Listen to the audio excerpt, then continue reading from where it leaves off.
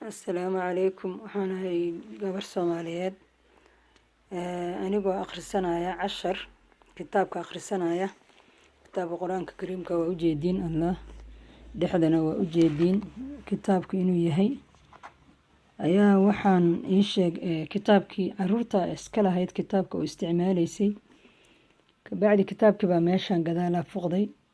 markay fuqday baa waxaan isiriyay kitaabka meesha ay waxyeeline nacamti kitaabka googoynine bal kitaabka dhan iska ka jar meesha. ilaahay subxaanahu wa tacaala kariimka ahaa siduu igu maqlaayo waa maalin soon waan soomanahay oo 10 soon ah. kitaabkii ayaan meeshii fujiyay waa rabbul ciisa ilaahay baan ku dhaartay magaciisa. waxa ka soo baxay baashan waa baakada meeshii gadaal ku dhegan waa u jeedaan sanamka ku dhegan waa u jeedaan qofkii u jeedin si fiican ma u jeedaan sanamka. halkan waxaa kaga qoran farta hinduuga fartiisa meeshan farta hindiga ku qoran oo ilaahay ciisadiisan ku dhaartay kitaabka baakadii meeshii baakada ee gadaale ee loogu talagalay inay mataqaana ay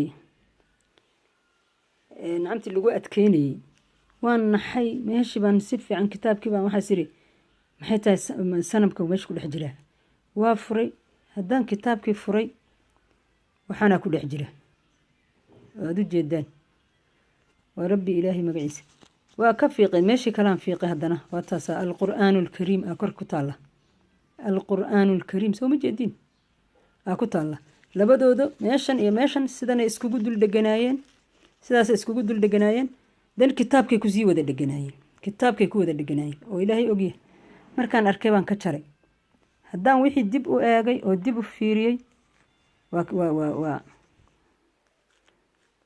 marka walaalayaal wixii islaam ah la gaarsiiyo alla tuso kitaabada aan naloo samaynayo hadda waan ka fiiqay kan ilaahay idamkiisa inaa goonidiisa inaan wax rabaa u astiro kitaabkiina waan ka gooyey baakadiina waa taasaa si fiican ugu jeediina u malaynayaa meel hoosaan fadhiyaa baakadiina waa taasaa oo wallaahi asnaamta oo hindida iyo taylaanki ay isticmaalaan buu ogyahay kitaabkuna ku dhex jira.